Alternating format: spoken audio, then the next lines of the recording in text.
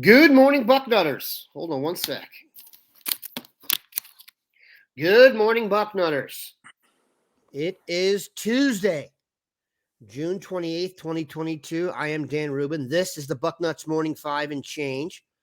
It's been a few days since we've talked. I carried the last 2 weeks. Dave Biddle is back with bells on. It has been all good since he's been here. If you are watching the show today on the Twitter, the YouTube, or the Book of Face, please hit the likes, the subscribes, the etceteras. I'm here with Duane Long, as you can see from his standard Orlando Pace avatar. And what would the BM5 be if we didn't get to discuss a commitment? Seems like every time we do the show and I'm worried about content, our recruiting staff takes care of it. Duane, maybe the nicest morning of the year in Columbus today. It is absolutely gorgeous. All right. Let's talk about another gorgeous thing, and that is the addition of Kayin Lee, 4-star defensive back out of Georgia. He committed to Ohio State yesterday. Not a shocker, but still definitely an enjoyable development. Much of the talk has been about the offense and what they've added in 2023. It feels like Kayin Lee is the beginning of a run on defense, which we will get to. First, Duane, your thoughts on the addition of the 4-star corner from Georgia? He's an impressive athlete, good-looking football player. I like how he plays the run too. That's just, you got to have corners that are willing to come up and make tackles, get themselves involved in a running game, and he does that. Real solid cornerback, real solid yet. And this entire thing with what happened yesterday, very, very interesting. I got a couple of ideas on what I think may have happened there. All right, so let's go into a little bit. Yeah, let's go into a little bit of detail here on the corners. We had heard that Calvin Simpson Hunt from Waxahachie, Texas, I apologize if I pronounce it incorrectly, a Texas Tech commitment, was going to flip to Ohio State. In fact, Steve Wiltfong wrote a story about that. Then Steve Wiltfong wrote a follow-up story saying, apparently on the call to Texas Tech to tell them he was making the flip, they were able to undo the flip mid-pancake, and he is going to stay with his commitment to Texas Tech. And then you've got this Friday, the announced commitment of Jermaine Matthews, in-state target. So a lot of corners in the mix, and you think that may have had some domino effect? I think they're intertwined. I believe that I believe that Lee was. They weren't expecting Lee. There's two different scenarios here that I think could have come together. One is they weren't expecting Lee to announce yesterday, and when he did, that had an impact on whether Simpson Hunt was a take. And that ties into Matthews. Matthews is the best of the three. So, it's just we think that we're going to get Matthews. So maybe we're only taking Lee and Matthews. I think that's definitely a possibility. And Simpson Hunt, he had no other choice but to stick. Texas Tech maybe is the second choice. We have to assume it was, or I just think that the Lee, all of a sudden, deciding to go ahead and commit. It's not a surprise he committed, but just on the same day that Simpson Hunt looked like he was going to pull the trigger, Lee commits, and all of a sudden Simpson Hunt goes back to Texas Tech. I don't believe one phone call. If one phone call could flip him back, then he wasn't intending to leave in the first place. I don't believe that. So I think these are all intertwined. Very much looking forward to hearing from Matthews on Friday. A little surprised that he was under the radar like he was. He's impressive. Kid finds the football. He's excellent against the run. So getting Lee and Matthews on the same week, that could put us in a position where at best, as far as another corner is concerned, this class is going to have to be somebody that you just don't say no to. We will see. Definitely going to come down in the next, let's say, 72 hours or so. We expected a flurry of activity here. That's because with the visits ending this past weekend, guys are kind of getting settled. I think a lot of promises are coming up, etc. So definitely something to keep an eye on, and it's watering out a little bit right there. Let's talk about some defensive linemen of the news. Darron Reed had a crystal ball flip to Ohio State from Bill Kurlick. You were a Darron Reed fan. He was on your Christmas list that we did a little while back. Your thoughts on the possible addition of the defensive lineman? We got to add defensive lineman. Dan, here's something that people may be shocked by. We're losing 5 defensive linemen.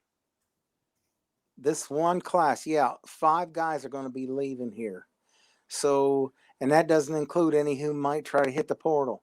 So we need to stock up on the defensive line. We got 1 kid committed and one on my Christmas list. Yeah, that's going to make me very happy.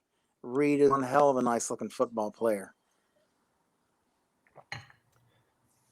Adding to the enjoyment is a recent crystal ball from another recruiting writer for John Walker to Ohio State. He recently visited.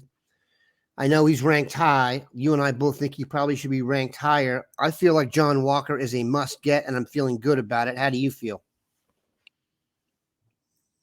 I couldn't agree more, except to add that he is a naked jaunt kid. Getting John Walker in here. The only reason he was not on my original Christmas list, he was on my addendum that I sent to Santa, was because the only film that I seen of Johnson Walker was as a freshman. I said, I can't, he looks impressive, but I can't go on that. And I didn't check Huddle, which I usually do after I look at see if 247 has an updated season, most recent season film. I didn't do it this time. Bill pulled it up, and the dean found it and put it on when he talked about Walker the last time, and I was blown away. This kid is special. He's a huge tackle, gets good penetration, uses his hands very well. He's one of those tackles that's going to rush the passer really well, in addition to playing the run. He is a naked jaunt kid. We then are going to move to linebacker here and discuss the fact that Tackett Curtis was here this past weekend. Troy Bowles also visited. Those 2 guys have kind of been bandied about since the beginning of the recruiting of this class. It now looks to me like Tackett Curtis, they got a good shot. He's down to Wisconsin, USC, and Ohio State. Gave the visit to Ohio State a 10 out of 10. And then Troy Bowles visited, and now you see crystal balls rolling towards Georgia, which was expected. Your thoughts on how it's going to work out with the linebackers most likely? Well, I think getting Curtis is a big plus. Linebacker was not a priority this year. We got 9 or 10 scholarship linebackers already. We just got a monster class. These guys are going to play early. It was not a priority in this class, so good luck to Bowles. We'll get us in here. Very physical kid. Some of the tackles we see this kid make, wow, and blocks when he's on offense, he's something else. So he's a plus in this class. It just was not a priority. I don't see us continuing to recruit linebackers in this class, but that's one that you don't say no to. Yeah, Bowles is a tremendous prospect. Let's not mince words here and talk about how, him committing to Georgia wouldn't be a loss. Not that they already had him, but I would put him as the number 1 linebacker in the class. You can't get everybody. And let's be fair, Tackett Curtis is an elite prospect. Very interesting that Tiger Stripes on our board pointed out that good old Brian Kelly may not get any of the top 7 players in the state of Louisiana, which is not a quick way to endear yourself to the people. We are going to take a quick break here and then get to a few questions. and then go from there. All right, we are back. Duane. Jermaine Matthews is a guy we're going to talk about a little bit more. There are some questions as to, do you think he is just getting the offer because he is an in-state prospect, or do you think he has the skills to actually make an impact at Ohio State? There's no way that this kid is just a in-state kid. We're not going. We stopped doing that with Urban Meyer. Meyer was done with that. That was a Jim Tressel thing.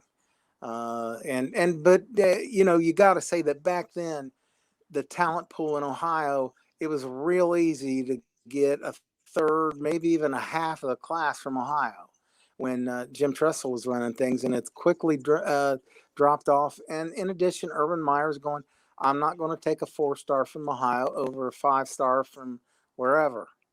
That was just, pretty common sense. He thought he could do it, and he did it. He made himself at home in parts of the country where, if we got a guy out of there, it was a big plus.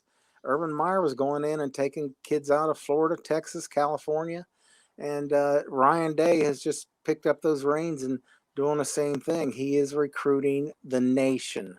It's all our recruiting backyard. That's how Day's going at it, and no, there's no way. You got to watch Matthews' film. Matthews is an impact kind of guy. He's one of those guys that's always around the football. He plays football smart. He just seems to see things. Okay, this is what's going on out here. Having guys on the field like that, it really helps. It just that instinct, that okay, that feel for the game, and you see it with Matthews. Yeah, I mean, lest we forget, it's still Ohio, and the reason Ohio State is the number one team in the Big Ten really is because they start with the best recruiting base every year, and it fluctuates. There's some years they don't take as many guys as others, and you're right. Jim Tressel used to fill out the roster. If you looked at kind of the bottom of the depth chart, it was all guys from Ohio with crew cuts and a 4.0, but now they've got, the world is their oyster, and it's proven out. So they've always been able to attract the best in Ohio, and you're never going to be great at Ohio State, and this is proven out, unless you attract the guys in state and put a border around it. We sometimes get a little worried about Cincinnati, but it looks like they've redoubled their efforts down there. Here's one question, Duane, from Charles White. I don't believe the Heisman Trophy winner out of USC. Any word on Amari Washington, the defensive tackle out of Arizona? I haven't heard much about him recently. Were you a big fan of his as a prospect? Oh, I'm a huge prospect, and I'm asking that same question. Let's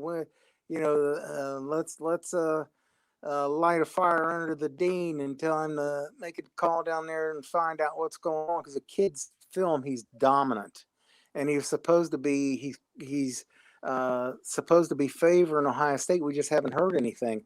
I'd love to get the dean on the phone with that kid and find out what's going on. Him and Walker together. Wow. That is a recruiting class right there, buddy. Let me tell you, that's bringing in two big, physical, athletic defensive tackles. And I mean, it's huge. And like I said, we're losing 5 defensive linemen. You want to get some elite guys in here, and you add the size factor that might be able to play relatively early, because they're not at a deficit with size. And those two, that would be, oh my goodness, that would be a combination we're not going to soon forget. I tell you what, Arizona as a state has become crazy productive over the last 4 or 5 years. If you look at who they've added there, from Keon Grays to now Dylan Raiola committed in the class, and Denzel Burke. Am I right about that? I mean, it's just incredible how the state has produced talent, and it's probably no coincidence that Phoenix is, I think, now the 4th or 5th biggest city in the country, and The migration west continues. It doesn't look like we have any more questions here. This is going to be a shorter show than usual. You want to keep it locked in here, Bucknutters. Like we said, Jermaine Matthews will be committing later this week. Bill Kurlick and Mark Porter will be back on Thursday. I will be out starting Wednesday for a week for some family obligations, but Dave Biddle will hold down the fort, and we appreciate that. We also appreciate you guys stopping by today. We appreciate Duane as always. Have a good one, Bucknutters.